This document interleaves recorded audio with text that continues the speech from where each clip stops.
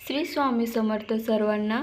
बघा, आज आहे गुरुवार, सर्वांना शुभ गुरुवार। तर आज गुरुवार आहे आणि आज आहे गुरुपुष्पामृत योग। बघा, हा जो पुष्य नक्षत्र आहे ते गुरुवारी आल्यानंतर गुरुपुष्पामृत योग तयार होतो। तर या योगावरती गुरुपुष्पामृत योगावरती 12 फुलवातीची सेवा केली जाते। ही 12 फुलवातीची सेवा ही 24 दिवस करतात। आता ती कशी करतात ते मी तुम्हाला आज सांगत आहे। तर चला, तर हे पहा, हे आहेत फुलवाती।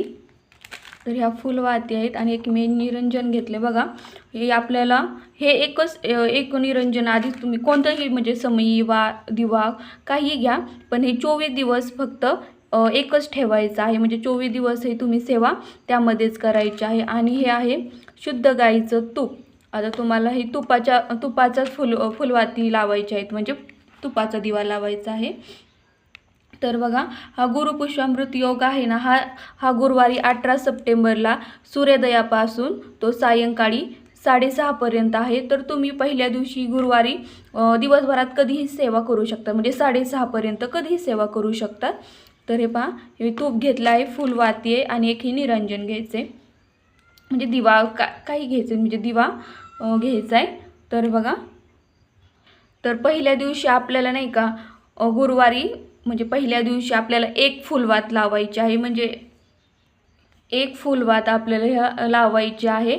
आणि दुसऱ्या दिवशी हे शुद्ध गाईच्या तुपामध्येच आपल्याला लावायची आहे। बघा, आता मी तुम्हाला दाखवते, फक्त थोडं ट्रायल म्हणजे तुम्हाला कसं करायचं ते दाखवते।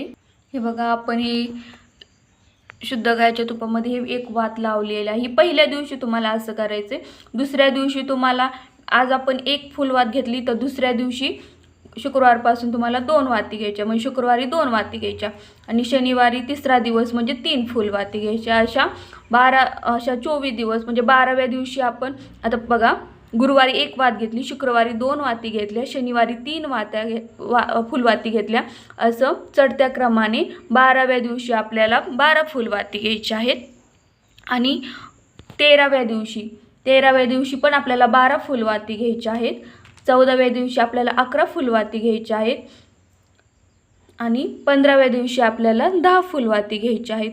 म्हणजे उतरत्या क्रमाने, आता चढत्या क्रमाने 12 दिवशी 12 वाती घेतल्या, तर नंतर उतरत्या क्रमाने जायचे, म्हणजे आपल्याला असं 12, 11, 10, 9, 8, 7, 6, 5, 4, 3, 2, 1 असं 1 फुलवातीपर्यंत जायचे। चढत्या क्रमाने 12 पर्यंत आणि पुन्हा उतरत्या क्रमाने पुन्हा आपल्याला 1 पर्यंत जायचे। तर असं आपल्याला बघा, आणि असं दिवा पण असं घ्यायचं त्याच्यामध्ये 12 फुलवाती म्हणजे बसल्या पाहिजेत। हे बघा, ह्याच्या अगोदर मी सेवा केली आहे, ह्याच्यामध्ये माझ्या 12 फुलवाती बसत आहेत।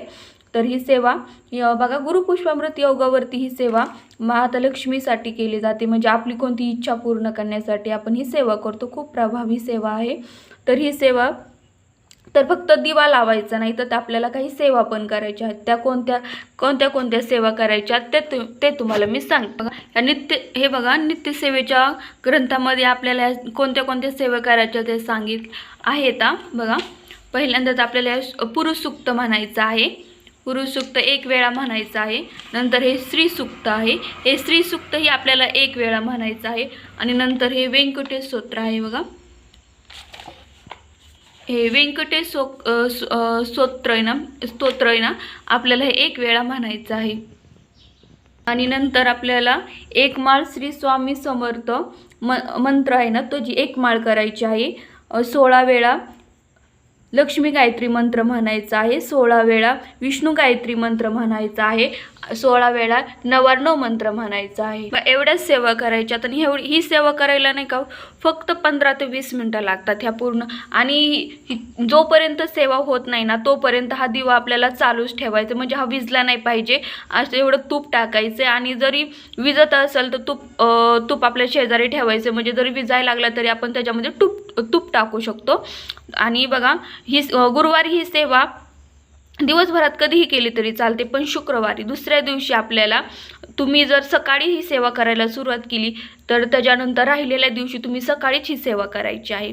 जर तुम्ही दुपारी सेवा केली तर पूर्ण राहिलेले जे दिवस आहेत जे दिवस आहेत ते सर्व दिवशी तुम्ही दुपारी सेवा करायची, किंवा तुम्ही संध्याकाळी ही सेवा केली दुसऱ्या दिवशी शुक्रवारी तर ती संध्याकाळीच करायची आहे. म्हणजे गुरुवारी तुम्ही कधीही करू शकता, पण शुक्रवारपासून ज्या टायमिंगला ज्या वेळेला तुम्ही सेवा केली त्याच वेळेला करायची.